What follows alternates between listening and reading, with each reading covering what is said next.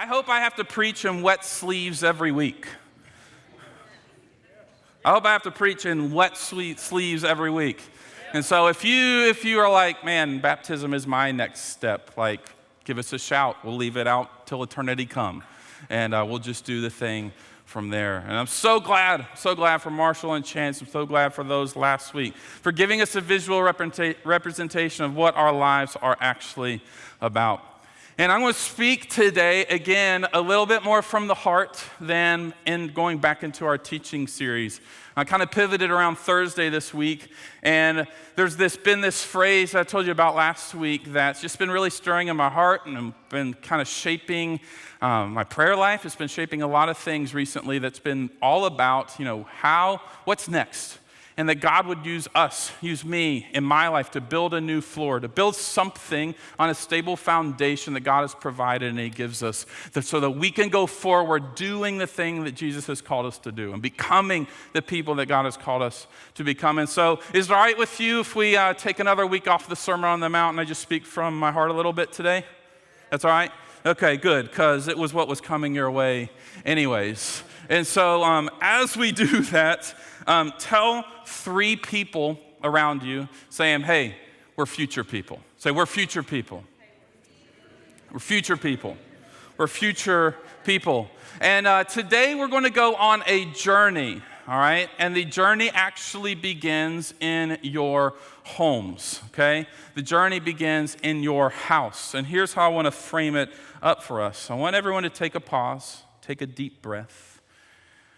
Put your feet squarely on the ground. I want you to envision your home right now for a second. If that brings you anxiety, I'm sorry. And I want you to go to that space, and in your mind's eye, I want you to locate what I'll call the pile. Locate the pile, all right? And, it's that acceptable spot in your home where all the stuff ends up at the end of the day. Do you all have piles that you've designated? It's the acceptable spot that at the end of the day, the shoes, the purse, the bags, the diapers, everything just lands. And I blame having 2 children, but we actually have 2 piles in our home. One of them is like a climate-controlled, rent-free storage unit that we'll call our dining room table. And the other one is the overhang of our kitchen island. And under this island, some things tend to populate. And I'm going to give you a picture of that in just a second. But it came up again in our family discussion because she's looking at me like, you better tread carefully. You are so in trouble. Those are the exact words. This is because I love you, that I will give you this object lesson at the expense of my marriage. We were having a dinner party on Friday night, and so we began to pick up on Thursday night from the things that needed cleaned up a little bit. And it brought us confrontationally back to a moment that we have had in our family's history for several years now. And before I say what it is, I want you to know that the goal in our life is that there are some really important constants always happening, like love and empathy, and forgiveness, and acceptance and listening, all those sort of things. But if I'm really 100% honest, those things aren't always the case, that they become what is constant. But when all the more idealistic things of our life are less constant, there's always one thing that is constant, and that is the ever-expanding pile of shoes that makes up pile number 2 under the overhang of the island. And I'm not saying we're all not part of the problem, but I will say that there are some in the family that share the burden share of responsibility for this pile. You do what you will with that. I buy a pair of shoes and wear them every day till they wear out. Not everyone in my family shares the same value system. And it has become the pile number, she's turning her microphone on, JD. You keep that muted.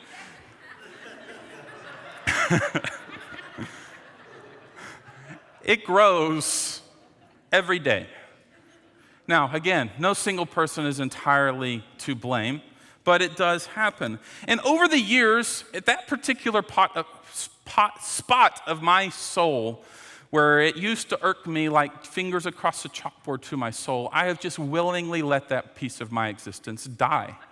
And I don't know about you if you share similar experiences, but really what was dead or ignored or just straight up a blind spot comes back into light every time that we invite strangers or friends into our home.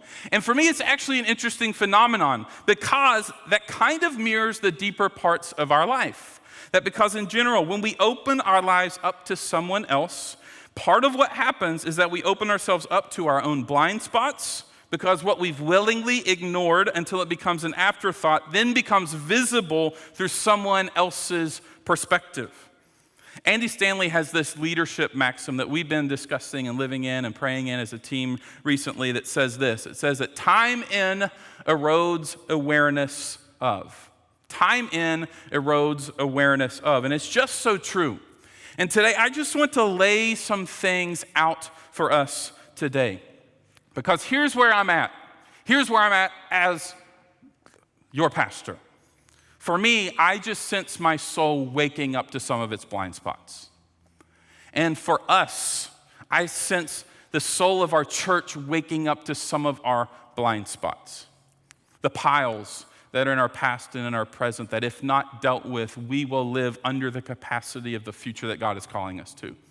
And for you, my prayer, my hope is that your life and everything important to you would wake up to its blind spots and towards its destiny. Wake up to its blind spots and towards its destiny. I pray that you would find a way to press past the way things are. To press past your feelings, to press past the times you've been burned, to press past the times you believed and things didn't change, to press past the times that things were popping off in your life and you just wish you could go back. I want you to press past the confusion and the doubt for a minute and press past the familiar and ask God for something new.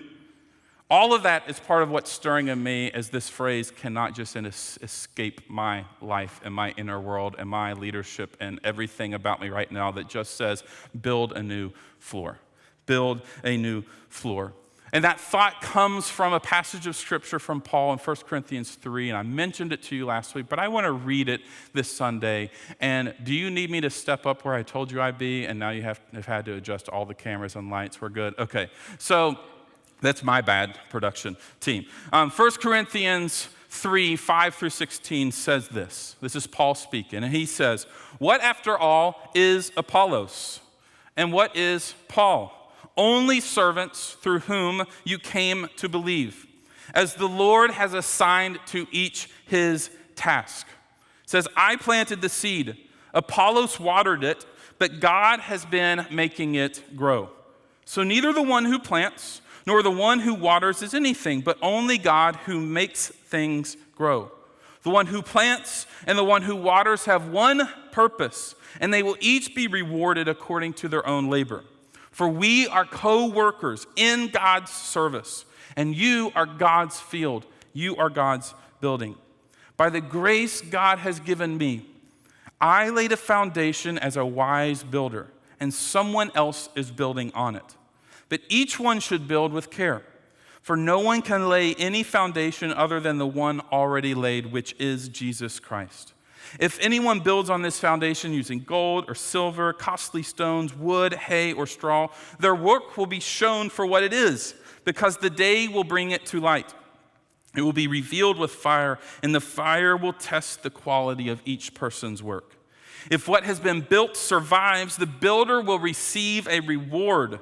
If it is burned up, the builder will suffer loss, but yet will be saved, even though as one escaping through the flames." Verse 16, "Don't you know that yourselves are God's temple and that God's Spirit dwells in you?" So I'm not going to take this line by line today. I'm not going to teach through it. We're not going to go to Professor Matt mode. I simply want to tell you this, that we are all building something with our lives. We're all building something with our lives. And unless you live as some sort of hermit in isolation, what you are building is affecting other people. And to the parents in the room, what you are building with your life from the inside out is probably the most significant thing that you are giving to your kids. We are all becoming someone. We're all being formed by and towards something. And listen, it is not a neutral process. It's happening whether you know it or not, whether you're being intentional about it or not. And the cumulative effect of your daily formation process is what amounts to become your life and your character and your legacy and your destiny. Simply said, what Paul is getting at in this scripture, we see a picture of God doing something in us so that he can do something through us. We're all building something. And the way that we think about it here, and I want to be like as explicit and simple and clear in my language and communication today as what I can to project into our future. Who are we becoming? And so I want to be really intentional at and say, as the way that we think about it here at Church of the Depot, the goal is for that process to be carried out into apprenticeship to Jesus and his way through what is known as spiritual formation. Now, that may be an unfamiliar term to you, but here's what's wrapped in it. And let me say it this way. It means to build a new floor. It means to reorient the center of your existence.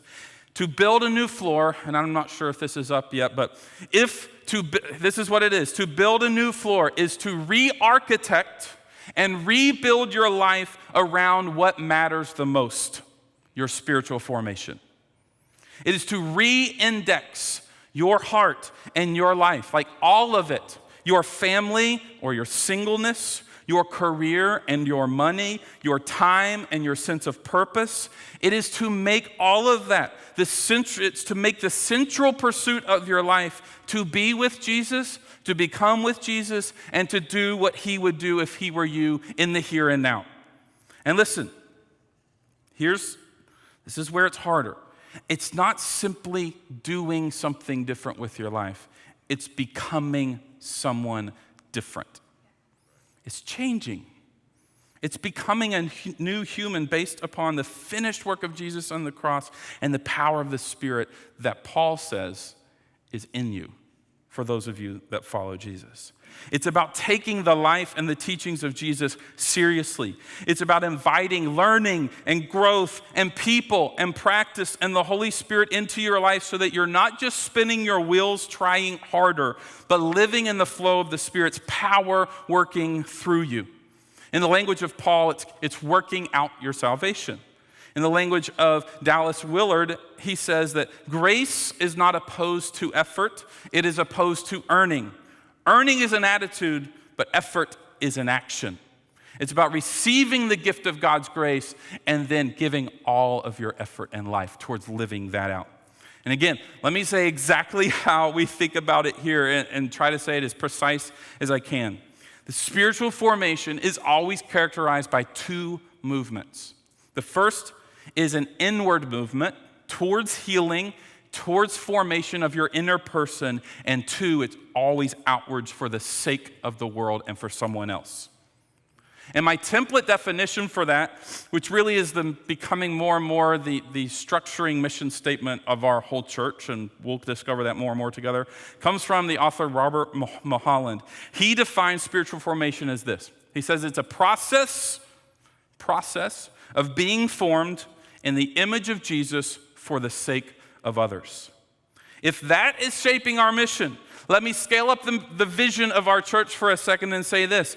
I envision our church living today and into the future as a movement, a network of relationships of people joining God in his transformation of all things. It's a movement. It's a catalyst. It is an engine. It's a wheel in the cog of God's kingdom that he is working as a network of relationships and community of people that are practicing his way and joining God in the transforming process that he is saying in lives like Marshall and Chance and Shay and Kennedy and Mariah from last week and the more and more stories yet to be told. So as plain as I can tell you, like what's stirring in me today, And I'm hoping becomes something that stirs in you. I'm asking you. Like, I'm inviting you. I'm commissioning you, whether you know that or not, to initiate change for the sake of your inward healing and formation and for the sake of others. And not just your world, but literally the world. It's a big ask. But it's not exclusively dependent on you. Because what did that passage tell us? God grows the things that we are building when we build on his foundation. Just like Paul wrote to the church there, we're just servants. We are just servants. We are co-laborers in God's great plan. And here's what's stunningly beautiful and a little bit crazy. God chooses you to be part of that. You, your mess, your normalcy, your hang-ups, your questions, your doubts, your fears, your complete mediocrity, my complete mediocrity. He chooses us. And he says, I'll walk with you in this. And that's a big deal. And it's almost something that I haven't known how to even pray for and ask God, like, okay, I hear you, but like, okay, what's next? Those are some big things. Like if we're getting right down to what this is and what we are about, how? What does that look like? And here's a prayer that I've kind of been praying. I've been praying a lot, like God build a new floor.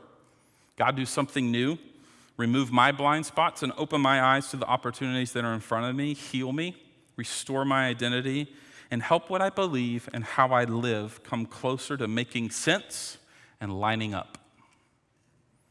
Build a new floor.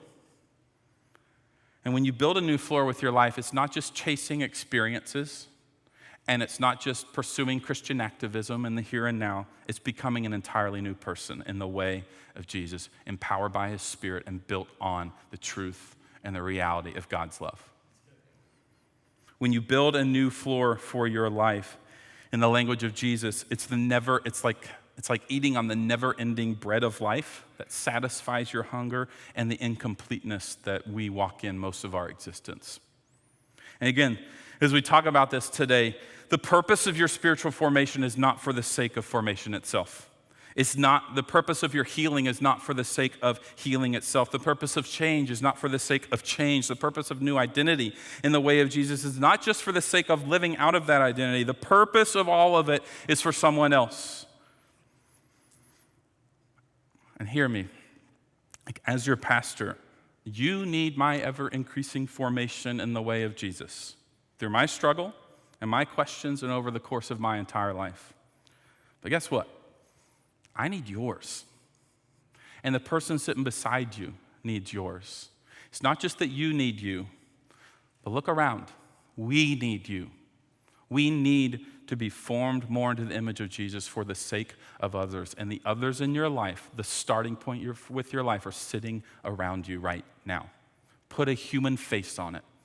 Picture your spouse, your boyfriend, your girlfriend. Picture your kids, future or present. Picture this community together. Picture your neighbors. Picture the people that you work with. That's where it starts. Every single person in this room today needs the person that's beside them to challenge them, to love them, to encourage them, and to live on mission with for the sake of so much more than a happier, better you, but it's for the sake of the world.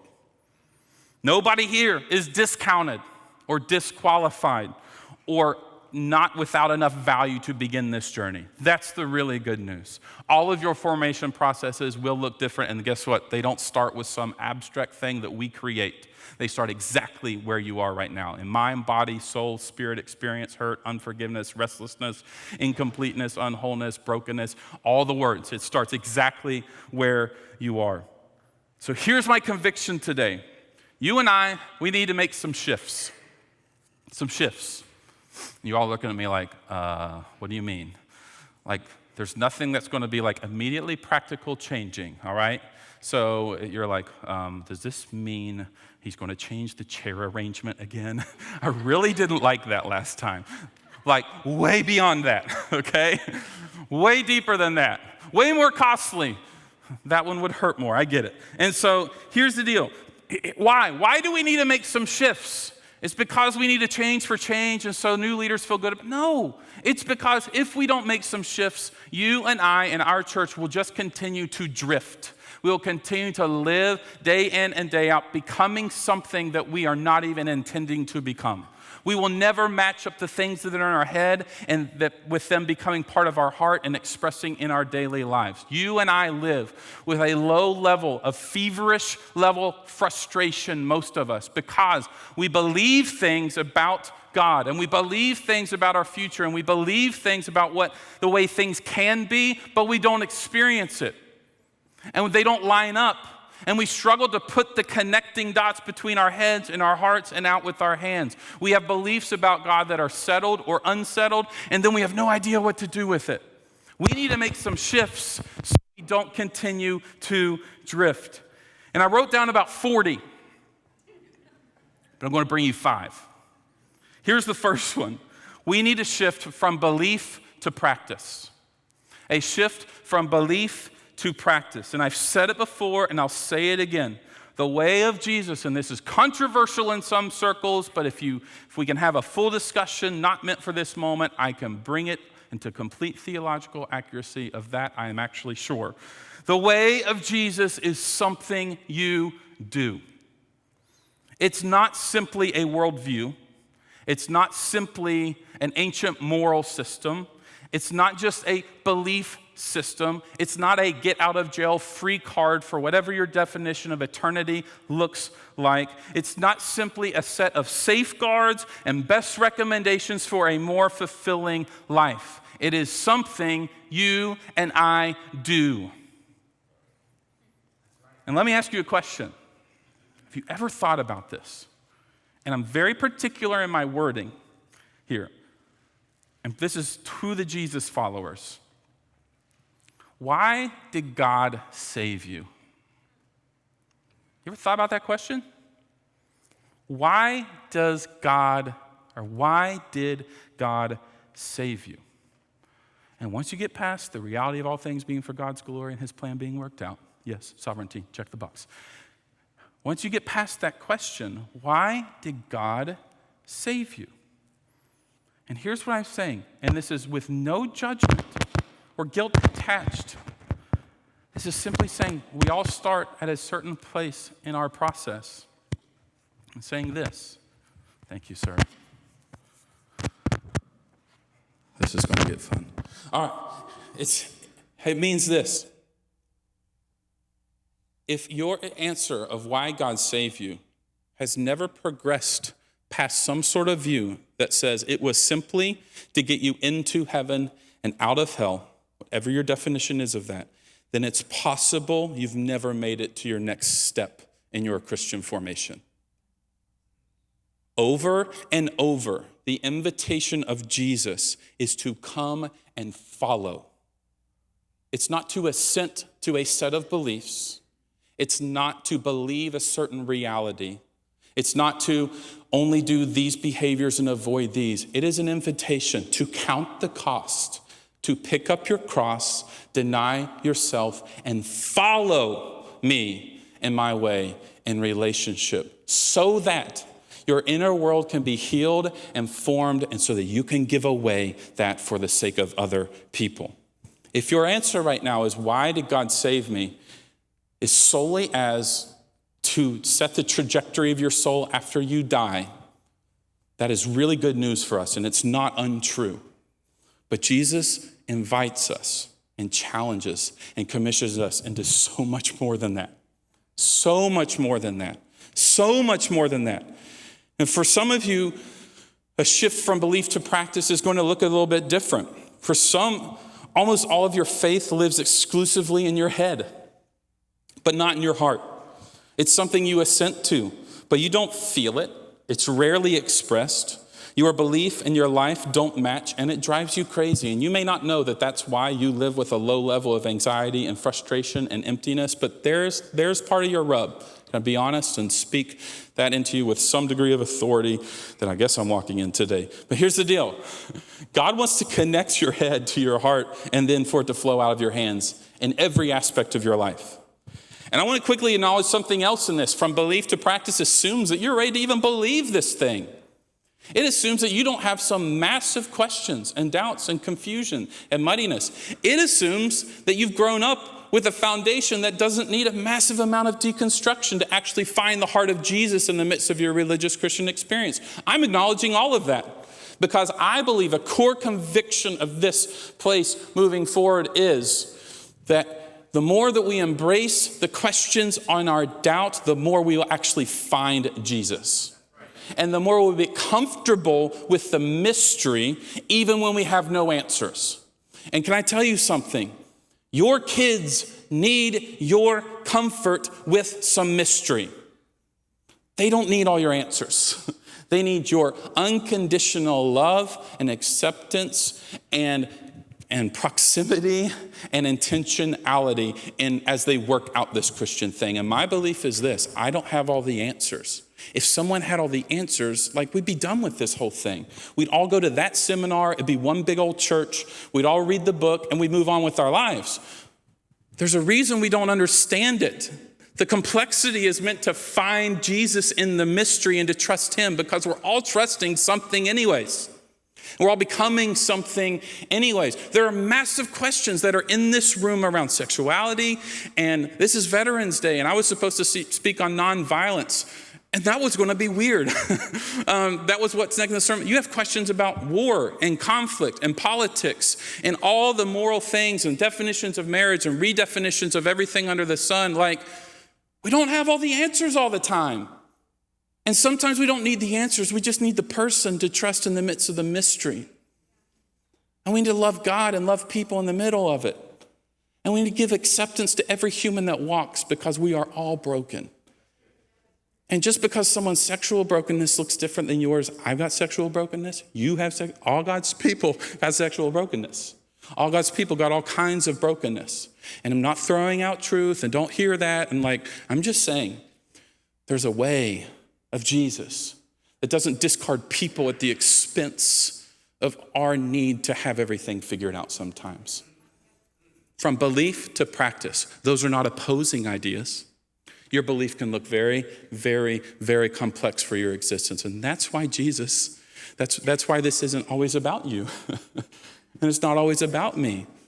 Because Jesus is telling a much bigger story than our collective agreement on some ethical issue that is mainly being defined in culture and on social media to get us pitted at one another and go against the very thing that's at the core of everything, which is love. Are you with me? All right. I'm not just comfortable with the mystery, I'm actually confident in the mystery. And that may blow up your worldview a little bit. And we're going to work through that as we become more spiritually formed over the course of a lifetime. All right, second shift. Shift is this: a shift from hurting to healing. It's a shift from hurting to healing. All of us exist with some degree of hurt. The question is not if we will get hurt, but when. And in what way, and by who.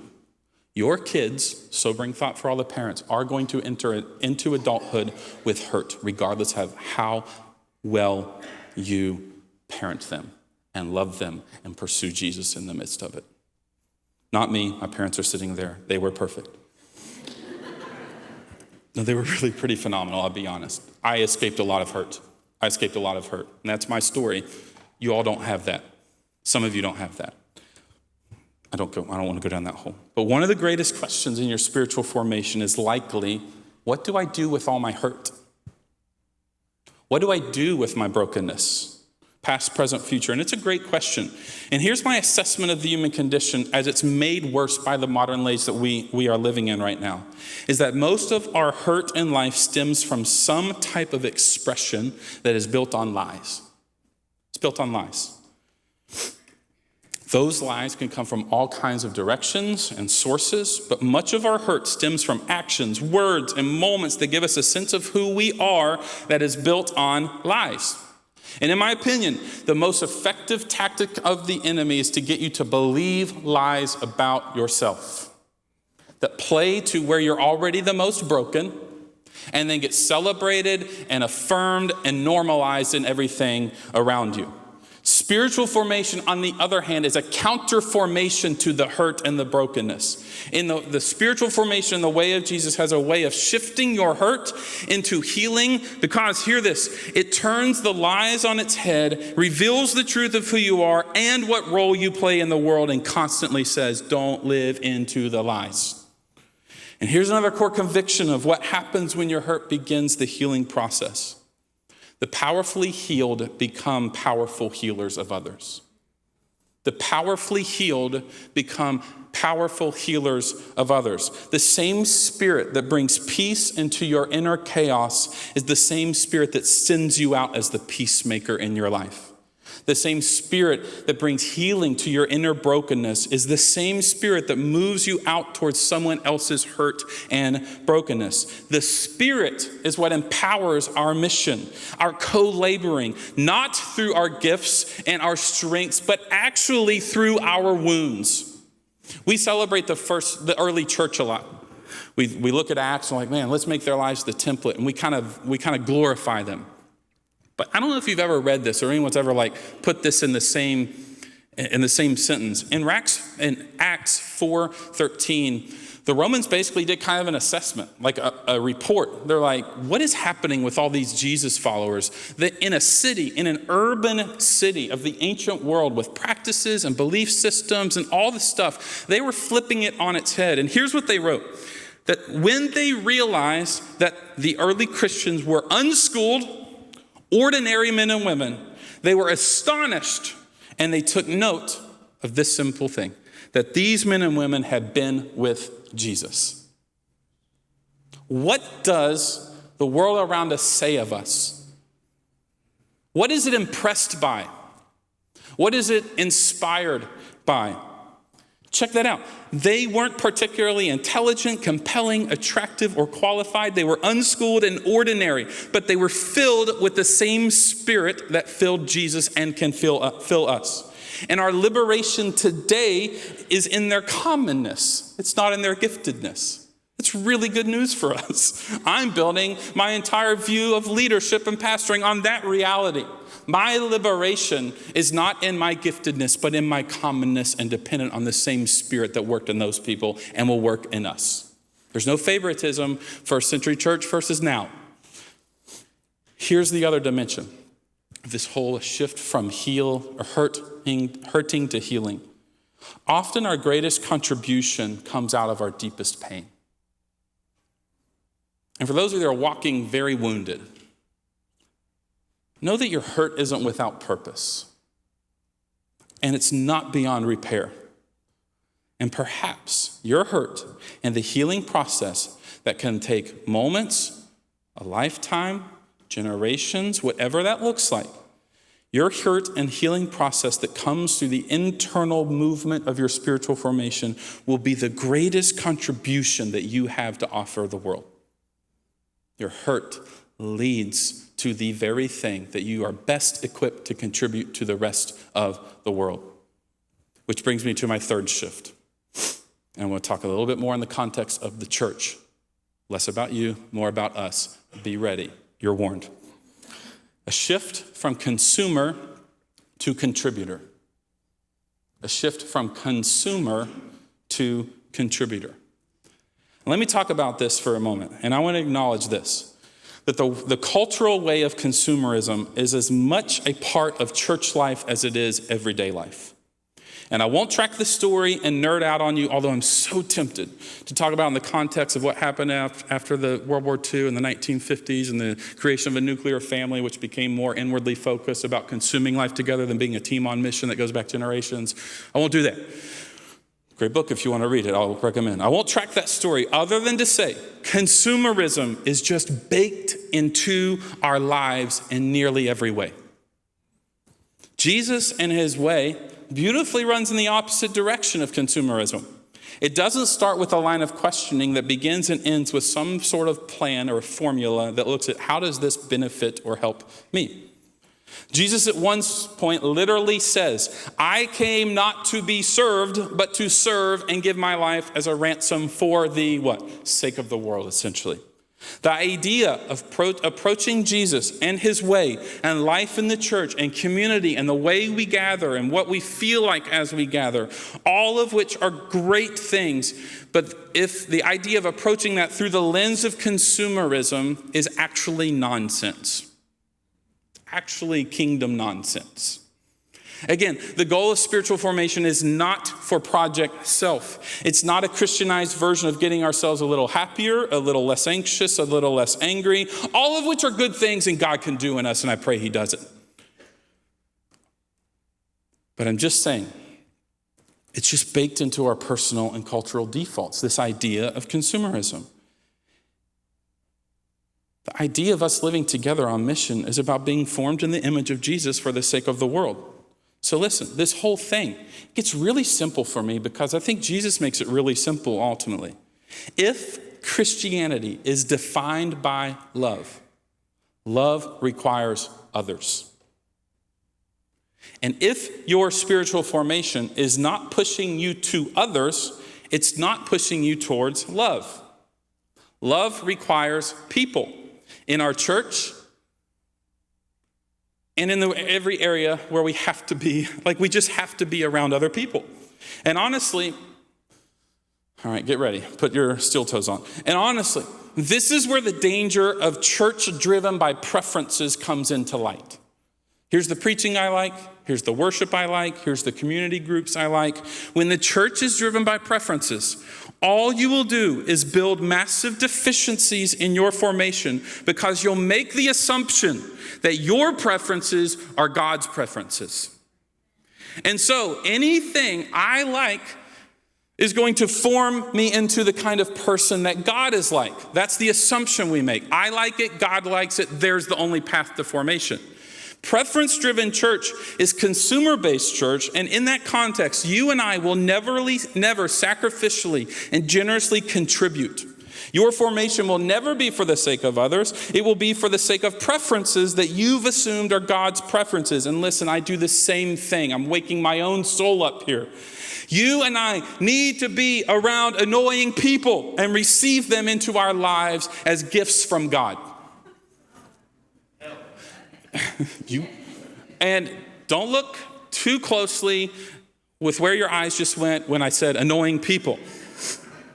Listen, when annoying people come into your life here, or when the decisions around here don't align perfectly with your preferences, ask yourself, have I set the center of my heart and my participation in church around my preferences or around the greater purpose of God in that he is doing in my formation for the sake of others?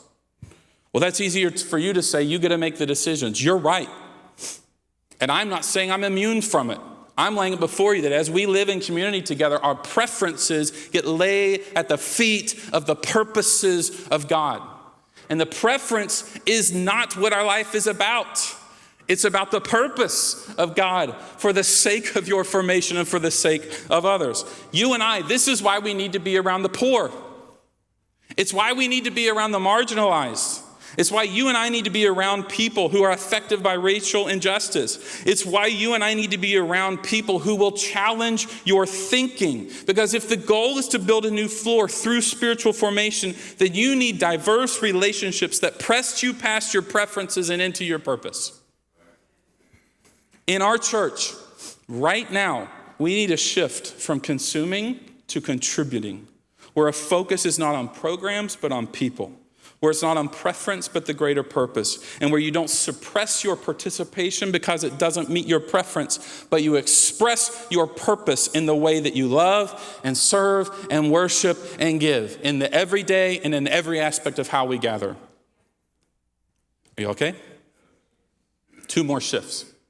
Here's the last. The fourth shift is a shift from transmission to transformation. A shift from transmission to transformation. And I want to speak about this particularly in the lane of our families. Ronald Rolheiser once wrote, "What you don't transform, you transmit." A few days ago, Someone shared this online. Someone shared an image that I shared on Facebook. That was a picture of 4 generations of people inside of a family. The first 2 speaking negative, dysfunction. And then there's just a wall. And then there's the next generation speaking love into her kid. What we don't transform, we will transmit. And that's one version of this, where some of you are healing from your family wounds, but you're also charting a transformed path forward. Some of you, can I just say this? And unless God dramatically heals and restores and ends your suffering, which he doesn't always promise to do in this life, some of you will walk with a harder limp for an entire lifetime so that your kids don't have to. And get comfortable with it.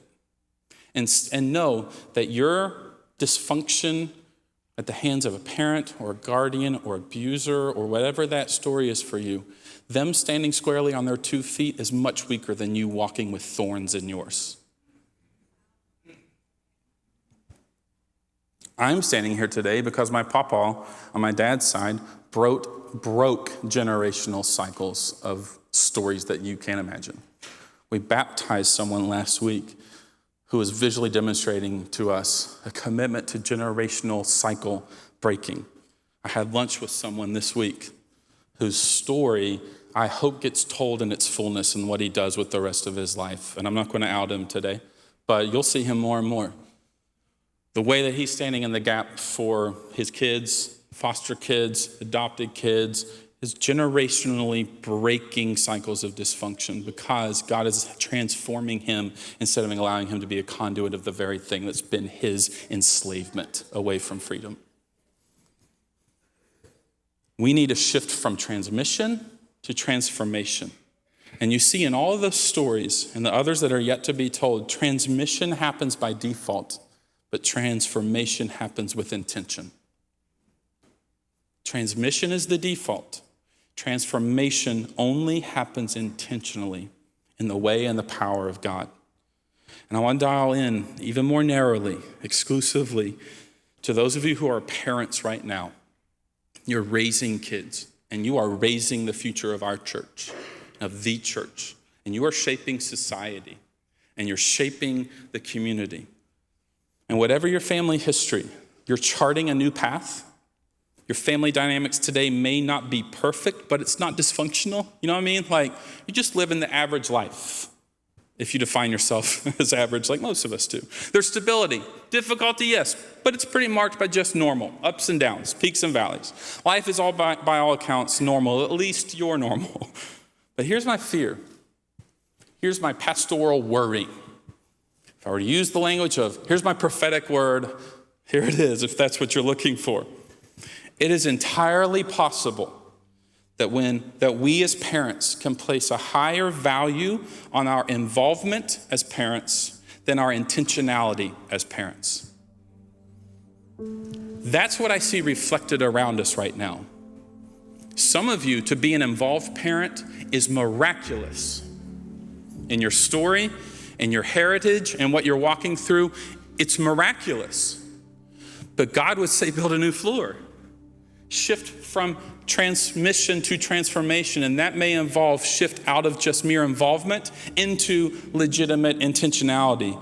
And here's what I mean by that in the domain of your family life, and I mean this with great nuance and conversation, and everyone's story is different, with grace and love, and I'm not picking on any one thing. It seems to me that we are far quicker to reorient our entire family's priorities, our money, our schedules, our relationships, to the needs of our travel team, or sports, or the classroom, or the cheer, or the hobby of choice, than we are to reorient our family's lives around spiritual formation. And we're good at it too. And I'm for those things. I'm not painting an either or picture with you today. I'm saying underneath all of that, what's driving that decision?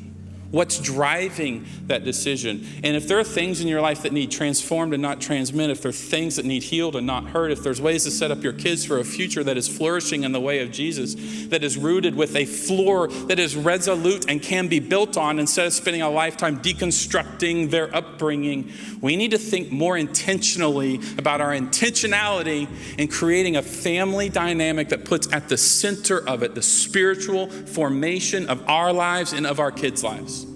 It may mean saying yes to some things you've never said yes to and no to some other things. It doesn't mean quit the travel ball. Like, don't hear me say that. I'm saying, is there a deeper question to ask when it comes to how God would transform our lives for the future transformation of our kids?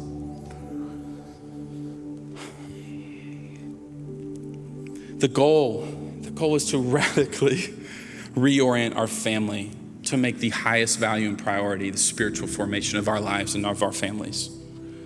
And to be a blessing to your kids. I mean, look at the role of God throughout all of Scripture's relationship to his family, his children, was that he would be a blessing to them. The whole story of Israel is like this reality check of God blessing and them walking out of it. God blessing and them walking out of it. For you as fathers and mothers, your role is to bless your kids. Bless them in this way, to project the ultimate good into their lives, to project formation into their lives, to project healing into their lives, to project transformation into their world, and to literally set up your family dynamic to orient itself as that at the center. Do all the sports you want to do, but in doing it, ask the deeper question. Am I orienting my family around the spiritual formation of myself, my kids, and our dynamic for the sake of others as the central gravitational pull of my life?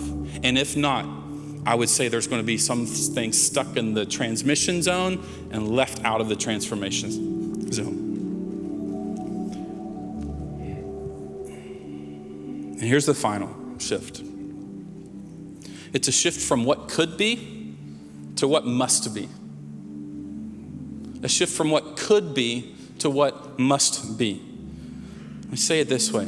The time is past for the passive, indifferent, oh shucks, the future will come when it gets here. I'll just go back into protection mode, leave the vulnerability behind, go back into building all the barriers around me. Like, time's over for that sort of thinking, because the time is not for what could be, but what must be. To build a new floor is not just a statement of vision, but of intention. We must radically redesign and rebuild our lives around spiritual formation for the sake of others. We must radically redesign and rebuild our church around spiritual formation for the sake of others. We must radically redesign and rebuild our families for the sake of spiritual formation, and our singleness for the sake of spiritual formation, and our widowing and our divorce and our emptiness and loneliness for the sake of spiritual formation for the sake of others, because too much is at stake. There's too much to idly wake up every day and just see where the wind blows us.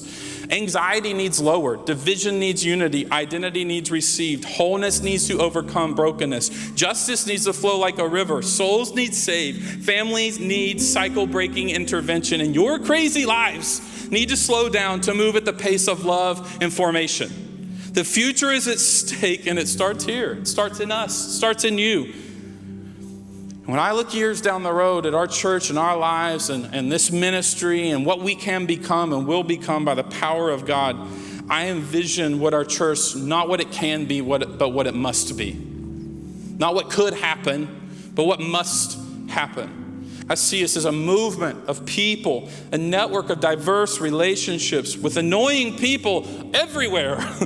A network of diverse relationships joining God's transformation of all things as the kingdom continues to break in. I see us practicing the way of Jesus together here in the valley and beyond, and reorienting our lives around spiritual formation for the sake of others. And we do that by organizing our lives around our three central goals: to be with Jesus and to become like him and to do what he would do. Where the pillars of our church orbit around God's presence being expressed in us and out of us. Where it orbits around formation towards the way of Jesus and out of the way of the world. And where it orbits around giving our lives sacrificially sacrificially in partnership as co-laborers in the mission of God that's being expressed in us and through us. And as we change, and as we grow, and as we heal, and God brings the multiplication through our teaching and our practice and our community and the Holy Spirit, we become the conduit of that thing for other people. And then, picture this. Young guns my age and younger, picture this. This is my commitment to you, and let's make it together. And then down the road, when it's time to make the switch from thinking about our destiny to thinking about our legacy, we will make the hardest adjustment of all. And we will make the most necessary adjustment of all. That will be to give the reins to the next generation, because all along, it was about the purpose of God, not the preference on my heart. And they will run into the future with a stable floor that's being formed in them for generations. And they will build in their life, in them and through them, the thing that God is saying in their generation to build. And guess what? We will step out of the way and we will mentor and coach and love and get right down back into the mess, letting them take the lead. Because our lives for years and decades will be about the one thing, and every other stuff will change through the years, but the one thing will never change, that we exist to be formed into the image of Jesus for the sake of others, and everything else flows through that funnel.